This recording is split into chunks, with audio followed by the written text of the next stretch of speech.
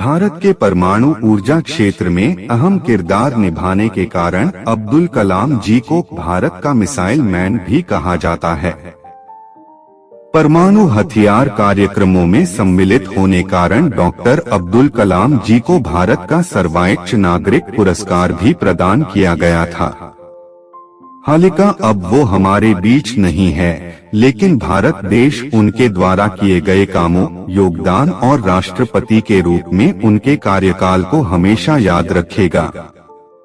आइए पढ़ते हैं उनके कुछ बहुमूल्य विचार। युद्ध किसी भी समस्या का स्थायी हल नहीं है। भगवान हमारे निर्माता ने हमारे मस्तिष्क और व्यक्तित्व में असीमित शक्तियां और क्षमताएं दी हैं। ईश्वर की प्रार्थना हमें इन शक्तियों को विकसित करने में मदद करती है।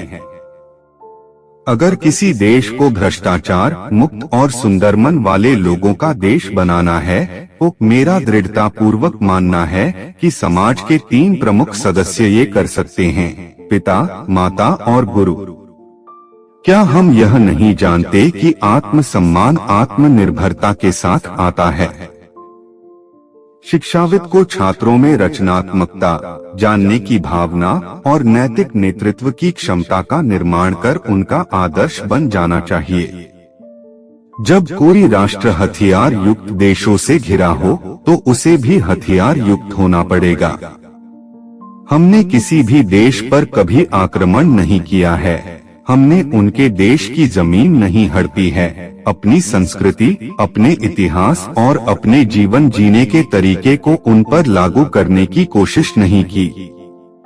हम केवल तभी याद किए जाएंगे यदि हम हमारी युवा पीढ़ी को एक समृद्ध और सुरक्षित भारत दे सके, जो कि सांस्कृतिक विरासत के साथ साथ आर्थिक समृद्धि के परिणाम स्वरूप प्राप्त हो।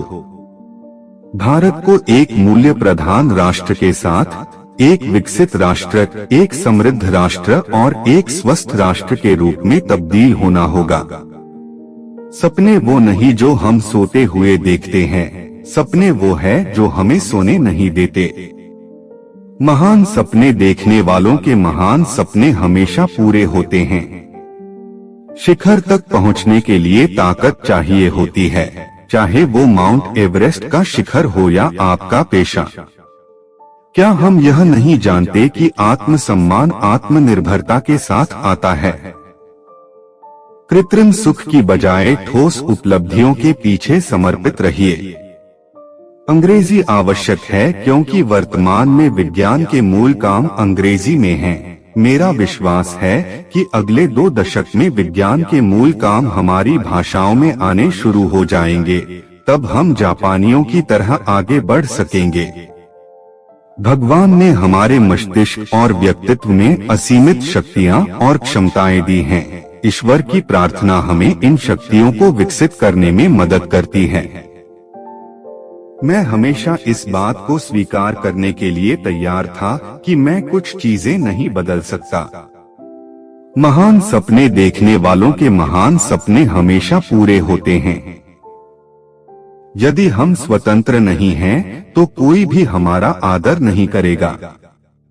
भारत में हम बस मौत, बीमारी, आतंकवाद और अपराध के बारे में पढ़ते हैं। आइए हम अपने आज का बलिदान कर दें ताकि हमारे बच्चों का कल बेहतर हो सके। आकाश की तरफ देखिए, हम अकेले नहीं हैं। सारा ब्रह्मांड हमारे लिए अनुकूल है और जो सपने देखते हैं और मेहनत करते हैं, उन्हें प्रतिफल देने की साजिश करता है। इंसान को कठिनाइयों की आवश्यकता होती है, क्योंकि सफलता का आनंद उठाने के लिए ये जरूरी है। किसी भी धर्म में किसी धर्म को बनाए रखने और बढ़ाने के लिए दूसरों को मारना नहीं बताया गया। अपने मिशन में कामयाब होने के लिए आपको अपने लक्ष्य के प्रति एकचित्त निष्ठावान होना पड़ेगा। इससे पहले कि सपने सच हो, आपको सपने देखने होंगे। इंतजार करने वालों को सिर्फ उतना ही मिलता है जितना कोशिश करने वाले छोड़ देते हैं। एक अच्छी पुस्तक 1000 दोस्तों के बराबर होती है, जबकि एक अच्छा दोस्त एक लाइब्रेरी के बराबर होता है। देश का सबसे अच्छा दिमाग क्लासरूम की आखिरी बेंचों पर मिल सकता है। आप अपना भविष्य नहीं बदल सकते, पर आप अपनी आदतें बदल सकते हैं, और निश्चित रूप से आपकी आदतें आपका भविष्य बदल देगी। आप अपने जॉब से प्यार करें, अपनी कंपनी से नहीं, क्योंकि आप नहीं जानते कि कब आपकी कंपनी आपको प्यार करना बंद कर दे। किसी को हराना बहुत आसान है, लेकिन किसी को जीतना बहुत आसान है।